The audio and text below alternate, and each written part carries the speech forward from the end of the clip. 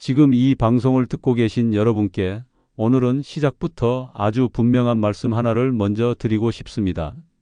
혹시 요즘 들어 기억력이 예전 같지 않다는 생각 때문에 혼자서 불안해하고 계시지는 않으십니까?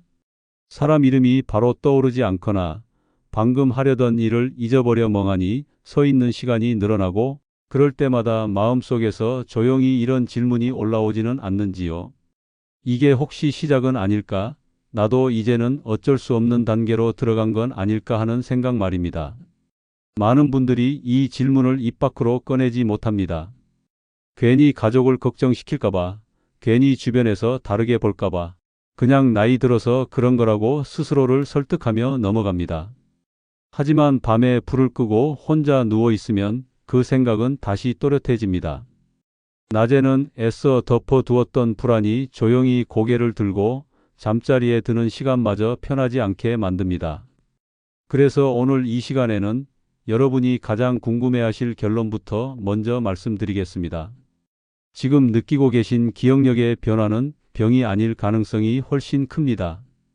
여러분의 뇌는 망가진 것이 아니라 오랫동안 쉬지 못해 잠시 꺼져 있는 상태에 가깝습니다. 그리고 중요한 사실은 뇌는 나이가 들어서도 다시 켜질 수 있는 힘을 끝까지 남겨두고 있다는 점입니다. 이 이야기를 조금 더 이해하기 쉽게 한 분의 이야기를 먼저 들려드리겠습니다. 70대 초반의 한 남성분 이야기입니다. 평생을 성실하게 일하며 가족을 책임져 오셨고 은퇴 후에는 아내와 함께 규칙적인 일상을 보내고 계셨습니다.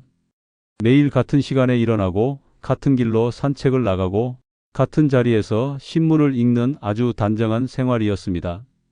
겉으로 보기에는 큰 문제 없어 보였지만 그분의 마음속에는 점점 설명하기 어려운 변화가 쌓이고 있었습니다. 약속을 깜빡하는 일이 잦아졌고 대화 중에 단어가 막혀 말을 멈추는 순간이 늘어났습니다.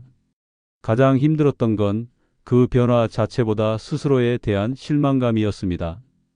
예전에는 이런 사람이 아니었는데 내가 이렇게까지 변했나 하는 생각이 머릿속을 떠나지 않았습니다. 그러다 어느 날 늘 다니던 길에서 잠시 방향을 헷갈린 경험을 한 뒤로 그분은 혼자서 크게 위축되기 시작했습니다. 그분이 제게 하신 첫 마디는 이거였습니다. 선생님, 솔직히 말하면 제 자신이 무섭습니다. 저는 그분께 이렇게 말씀드렸습니다. 지금 이 불편함은 끝이 아니라 신호입니다. 아직 뇌가 살아있고 다시 움직일 수 있다는 신호입니다. 우리는 너무 오랫동안 뇌에 대해 잘못 배워왔습니다. 나이가 들면 뇌세포는 줄어들고 기억력은 자연스럽게 사라지는 것이라고 말입니다. 하지만 최근의 연구와 실제 임상에서 반복해서 확인되는 사실은 전혀 다릅니다. 뇌는 사용을 멈출 때 빠르게 기능을 줄이고 다시 자극이 들어오면 생각보다 빠르게 반응합니다. 문제는 나이가 아니라 자극의 방향입니다. 젊을 때는 일하고 움직이고 사람을 만나며 자연스럽게 뇌가 깨어 있습니다. 하지만 나이가 들수록 생활은 단조로워지고 움직임은 줄어들고 긴장과 피로는 오히려 더 오래 남습니다. 이 상태가 오래 지속되면 뇌는 스스로를 보호하기 위해 활동을 줄입니다. 기억이 흐려지는 것은 뇌가 망가져서가 아니라 조용히 잠든 결과일 수 있습니다. 그래서 오늘 말씀드릴 방법은 억지로 머리를 쓰는 훈련이 아닙니다. 퍼즐을 풀거나 외우는 연습을 하는 방식도 아닙니다. 오히려 그 반대입니다. 몸을 통해 뇌에게 안전하다는 신호를 보내고 다시 움직여도 된다는 허락을 주는 방식입니다. 이 과정에서 중요한 역할을 하는 네 가지 부위가 있습니다. 귀, 목, 혀, 그리고 발가락입니다. 이 네 가지는 우연히 정해진 것이 아닙니다. 각각 뇌로 들어가는 길, 뇌의 중심, 그리고 뇌 전체와 연결된 통로에 해당합니다. 순서 역시 중요합니다. 먼저 뇌로 들어가는 입구를 열고 그 다음 중심을 깨우며 마지막으로 넓은 영역을 활성화해야 합니다. 이 흐름을 이해하면 왜 이 방법이 단순해 보이지만 강력한지 자연스럽게 느끼실 수 있을 겁니다. 이제부터 하나씩 겹치지 않게 차근차근 이야기해 보겠습니다.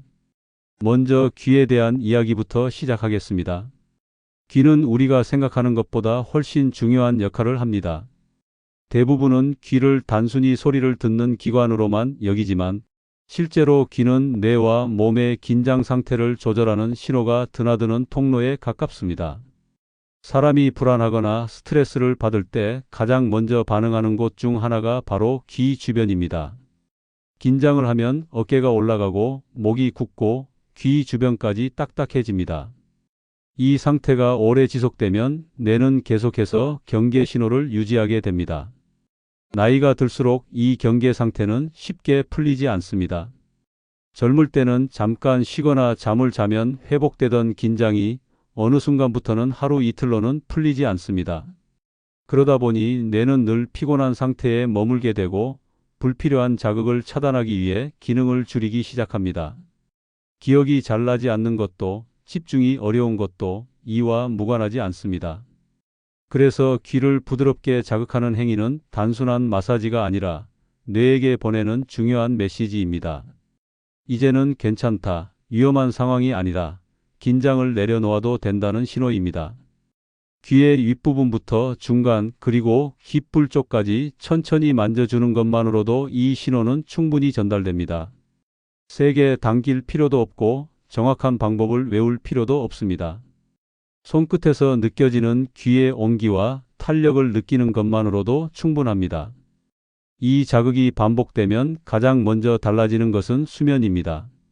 밤에 자주 깨던 분들이 조금 더 깊게 자게 되고 아침에 일어났을 때 머리가 덜 무겁다는 느낌을 받습니다. 수면은 기억력과 직결되어 있습니다. 뇌는 잠을 자는 동안 낮에 들어온 정보를 정리하고 필요 없는 것을 비워냅니다. 귀 자극은 이 정리 작업이 제대로 이루어질 수 있도록 환경을 만들어 줍니다. 귀 이야기를 충분히 했다면 이제 목으로 넘어가 보겠습니다. 목은 머리와 몸을 연결하는 다리와 같은 존재입니다. 뇌로 향하는 혈액과 신호가 반드시 지나가는 통로이기도 합니다. 그런데 나이가 들수록 이 통로는 점점 좁아집니다. 이유는 단순합니다. 움직임이 줄어들고 고개를 숙이는 시간이 길어지기 때문입니다. 아침에 일어나서부터 잠자리에 들 때까지 우리는 고개를 아래로 숙인 채로 있는 시간이 생각보다 많습니다. 텔레비전을 볼 때도, 스마트 기기를 볼 때도, 심지어 식사를 할 때조차 고개는 자연스럽게 아래로 떨어집니다. 이 자세가 반복되면 목 주변 근육은 굳고 혈류는 원활하지 않게 됩니다. 그 결과 머리가 멍해지고 이유 없이 피곤해지는 느낌이 잦아집니다. 이럴 때 필요한 것은 강한 스트레칭이 아닙니다. 오히려 빠르고 큰 움직임은 목에 부담을 줄 수 있습니다. 필요한 것은 아주 느리고 작은 회전입니다. 고개를 오른쪽으로 천천히 돌렸다가 다시 가운데로 돌아오고 반대쪽도 같은 방식으로 움직입니다. 이때 중요한 것은 속도를 줄이는 것입니다. 서두르지 않고 숨을 고르며 움직이는 것이 핵심입니다. 이 느린 움직임은 뇌로 가는 길을 다시 열어줍니다. 혈류가 조금씩 원활해지고 뇌는 필요한 산소와 영양을 다시 공급받기 시작합니다. 많은 분들이 이 동작을 하고 나서 머리가 맑아졌다는 표현을 씁니다. 이 표현은 단순한 기분이 아니라 실제 변화에 가까운 반응입니다. 귀와 목을 통해 뇌의 입구를 열었다면 이제는 뇌의 중심부로 들어가야 합니다. 여기서 중요한 역할을 하는 것이 바로 혀입니다. 혀는 말하고 먹는 데만 쓰이는 기관이 아닙니다. 혀는 뇌의 중심과 매우 밀접하게 연결된 근육입니다. 혀의 움직임은 곧바로 뇌로 전달되고 사고와 기억을 담당하는 영역을 자극합니다. 나이가 들수록 말수가 줄어드는 분들이 많습니다. 할 말이 없어서가 아니라 말이 막히는 경험이 반복되기 때문입니다. 단어가 바로 떠오르지 않거나 문장이 중간에 끊기는 경험이 쌓이면 자연스럽게 말하기를 피하게 됩니다. 하지만 말이 줄어들면 생각도 줄어들고 생각이 줄어들면 기억 역시 점점 안쪽으로 숨게 됩니다. 혀 운동은 이 흐름을 다시 되돌리는 역할을 합니다. 혀끝을 입천장에 대고 천천히 밀어 올린 뒤 입안에서 원을 그리듯 움직이는 것만으로도 충분합니다. 이 동작은 말하기를 연습하는 것이 아니라 뇌에게 다시 움직이라는 신호를 보내는 과정입니다. 혀를 움직일수록 뇌는 다시 활동을 시작합니다. 실제로 혀 운동을 꾸준히 한 분들 가운데는 기억력보다 먼저 대화가 편해졌다고 말씀하시는 분들이 많습니다. 말이 조금 더 자연스럽게 이어지고 사람을 만나는 것이 덜 부담스러워졌다는 겁니다. 대화가 늘어나면 그 자체가 다시 뇌를 자극하는 좋은 순환이 됩니다. 이제 마지막으로 발가락 이야기를 해보겠습니다. 발가락은 뇌에서 가장 멀리 떨어진 부위이지만 그렇기 때문에 더욱 중요합니다. 발가락은 몸의 균형과 직접적으로 연결되어 있고 균형은 곧 자신감과 연결됩니다. 나이가 들수록 넘어질까봐 걷는 것이 조심스러워지고 보폭이 줄어드는 이유도 여기에 있습니다. 발가락을 제대로 움직이지 않으면 뇌로 전달되는 감각 정보도 줄어듭니다. 그러면 뇌는 몸의 상태를 정확히 파악하지 못하게 되고 더 조심스럽게 움직이도록 신호를 보냅니다. 이 과정이 반복되면 활동량은 줄어들고 뇌 자극도 함께 줄어듭니다. 발가락을 오므렸다가 펴는 단순한 동작은 이 흐름을 바꾸는 출발점입니다. 발바닥이 바닥을 붙잡는 느낌, 발가락 사이가 벌어지는 감각을 의식해 보시기 바랍니다. 이 감각은 그대로 뇌로 전달되어 몸이 아직 안정적이라는 신호를 보냅니다. 그 결과 걸음이 조금씩 편해지고 움직임에 대한 두려움도 줄어들기 시작합니다. 이제 4가지 부위를 모두 살펴보았습니다. 귀, 목, 혀, 발가락. 이 4가지를 순서대로 자극하는 이유는 분명합니다. 뇌의 입구를 열고 중심을 깨우고 전체를 활성화하기 위함입니다. 이 흐름이 유지되면 뇌는 다시 스스로 움직이는 법을 떠올리게 됩니다. 다음으로는 이 4가지 자극을 하루 속에서 어떻게 배치하면 좋은지, 그리고 많은 분들이 자주 오해하는 부분들에 대해 차근차근 이야기해 보겠습니다. 하루 속에서 이 4가지 자극을 어떻게 배치하느냐는 생각보다 중요합니다. 많은 분들이 무엇이든 한꺼번에 몰아서 하려는 경향이 있습니다. 시간이 날 때 한 번에 다 해치우면 좋겠다는 마음 때문입니다. 하지만 뇌는 그런 방식을 좋아하지 않습니다. 뇌는 갑작스럽고 강한 자극보다 짧고 규칙적인 신호에 더 잘 반응합니다. 그래서 이 자극들은 운동처럼 따로 시간을 내서 하는 것이 아니라 일상 속에 자연스럽게 끼워 넣는 것이 가장 좋습니다. 아침에 눈을 뜨는 순간을 떠올려 보십시오. 아직 완전히 잠에서 깨지 않은 상태에서 몸을 일으키기 전에 발가락을 먼저 움직여 보는 겁니다. 이불 속에서 발가락을 오므렸다가 펴는 것만으로도 충분합니다.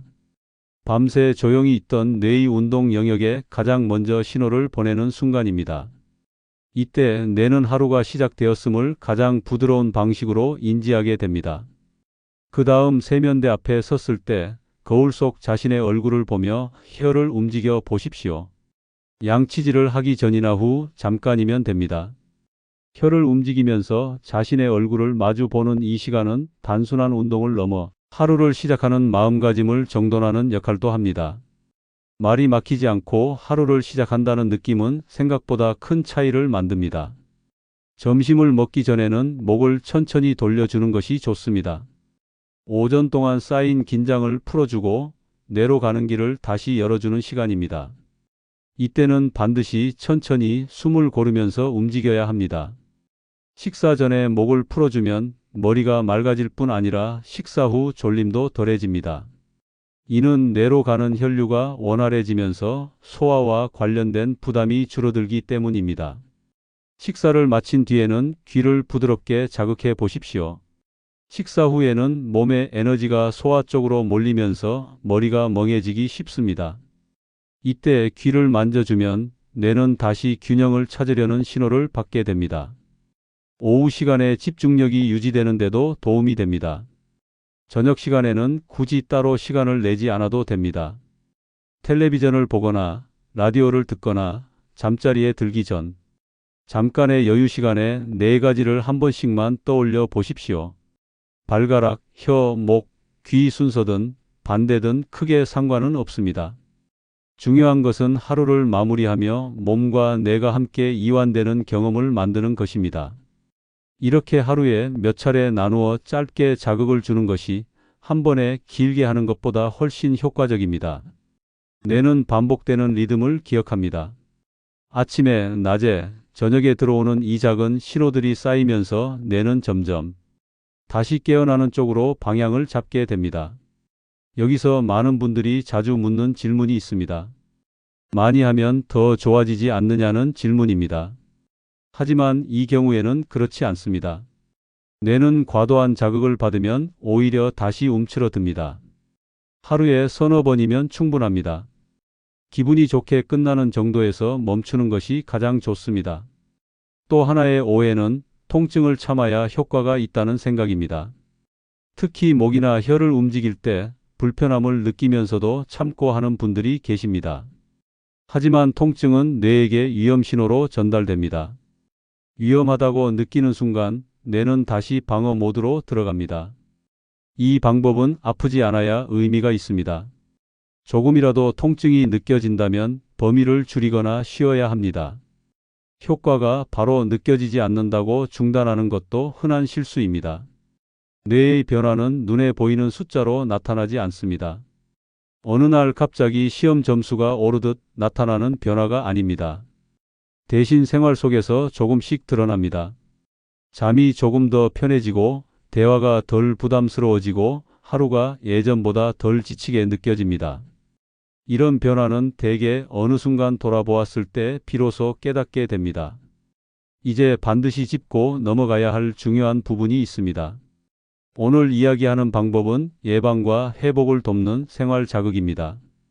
하지만 모든 기억력 문제를 이것만으로 해결할 수는 없습니다. 만약 걸음걸이가 눈에 띄게 달라지거나 발이 바닥에 달라붙는 느낌이 강해지고 소변을 참기 어려워지는 증상이 함께 나타난다면 이는 다른 문제일 수 있습니다. 또한 말이 갑자기 어눌해지거나 한쪽 팔다리에 힘이 빠졌다가 돌아오는 경험이 있다면 지체하지 말고 병원을 찾아야 합니다. 이런 경우에는 시간 지체가 가장 위험합니다. 하지만 그런 신호가 없다면 오늘 말씀드린 이 방식은 충분히 시도해 볼 가치가 있습니다. 왜냐하면 이 방법은 무언가를 잃지 않기 위해 애쓰는 방법이 아니라 이미 가지고 있는 기능을 다시 쓰게 만드는 방법이기 때문입니다. 마지막으로 한 가지 더 말씀드리고 싶습니다. 나이가 들수록 우리는 자꾸 자신을 줄이는 선택을 합니다. 이제는 내가 나설 일이 없다고 생각하고 굳이 말을 꺼내지 않고 괜히 민폐가 될까봐 뒤로 물러섭니다. 하지만 뇌는 그런 선택을 좋아하지 않습니다. 뇌는 끝까지 쓰이기를 원하고 끝까지 연결되기를 원합니다. 오늘 이 방송을 여기까지 듣고 계신 여러분은 이미 그 연결을 선택하신 분들입니다. 귀를 한번 만지고 발가락을 한번 움직이는 이 사소한 행동이 여러분의 하루를 바꾸고 결국은 스스로를 바라보는 시선을 바꾸게 될 수 있습니다. 큰 결심은 필요 없습니다. 오늘 할 수 있는 아주 작은 행동 하나면 충분합니다. 그 작은 반복이 쌓여서 여러분의 내일을 다시 단단하게 만들어 줄 것입니다. 이제 이 이야기를 조금 다른 각도에서 이어가 보겠습니다. 많은 분들이 기억력 이야기를 할 때 머릿속 저장 공간이 줄어드는 것처럼 느낍니다. 마치 오래된 서랍이 하나씩 비워지고 다시 채울 수 없는 상태가 되는 것 같다고 말합니다. 하지만 실제로 뇌는 그렇게 단순한 구조가 아닙니다. 뇌는 저장고라기보다 길에 더 가깝습니다. 길이 막히면 오가지 못하고 길이 열리면 다시 흐르기 시작합니다. 오늘 이야기한 네 가지 자극은 바로 그 막힌 길을 다시 트는 작업입니다. 특히 나이가 들수록 우리는 길을 넓히기보다는 익숙한 길만 반복해서 걷게 됩니다. 늘 같은 시간에 일어나고 같은 자리에 앉고 같은 사람과 비슷한 대화를 나눕니다. 안정적이라는 장점도 있지만 뇌 입장에서는 새로운 신호가 점점 줄어드는 환경이 됩니다. 새로운 자극이 줄어들면 뇌는 굳이 많은 에너지를 쓸 필요가 없다고 판단합니다. 그 결과가 바로 무기력과 기억력 저하로 나타나는 경우가 많습니다. 그래서 오늘 말씀드린 방법은 새로운 정보를 억지로 집어넣는 방식이 아닙니다. 이미 가지고 있는 길을 다시 쓰게 만드는 방식입니다. 귀를 만지는 것은 감각의 길을 여는 것이고 목을 움직이는 것은 혈류의 길을 여는 것이며 혀를 움직이는 것은 언어와 사고의 길을 여는 것이고 발가락을 움직이는 것은 몸과 균형의 길을 여는 일입니다. 이 네 가지 길이 동시에 조금씩 열리면 뇌는 다시 움직일 이유를 찾게 됩니다. 이 과정에서 중요한 변화 중 하나는 자신감입니다. 기억력이 떨어졌다고 느끼는 순간부터 사람은 점점 스스로를 믿지 않게 됩니다. 혹시 또 잊어버릴까봐, 혹시 엉뚱한 말을 할까봐 말하기 전에 한 번 더 망설이게 됩니다. 이 망설임이 반복되면 말과 행동은 점점 줄어들고 그만큼 뇌를 쓸 기회도 줄어듭니다.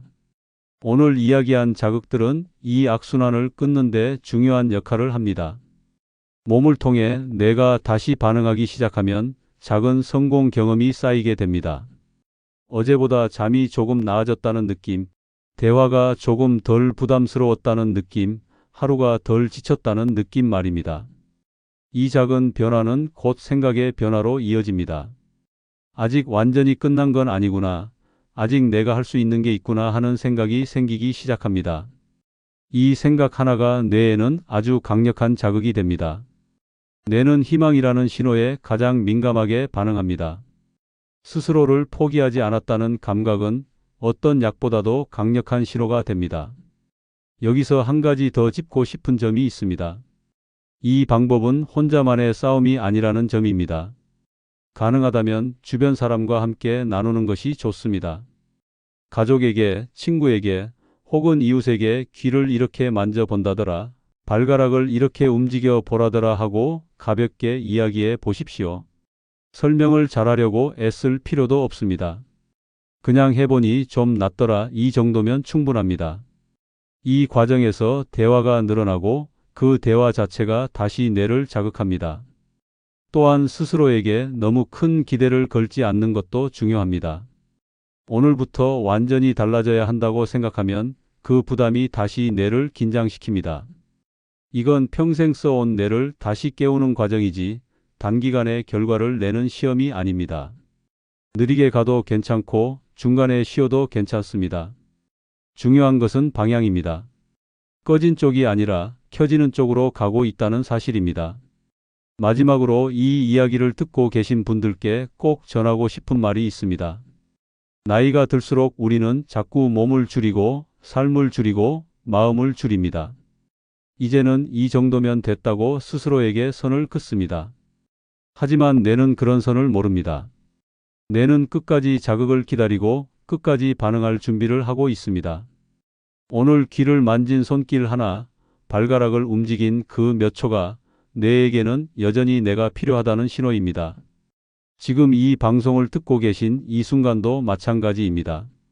집중해서 듣고 있다는 사실 자체가 이미 뇌가 반응하고 있다는 증거입니다. 그러니 너무 걱정하지 마십시오. 이미 시작하셨습니다. 오늘은 이 이야기를 여기까지 듣는 것만으로도 충분합니다. 오늘 밤 귀를 한번 만지고 내일 아침 발가락을 한번 움직이는 것, 그 작은 반복이 쌓여서 어느 날 문득 예전의 자신과 다시 눈이 마주치는 순간이 찾아올 것입니다.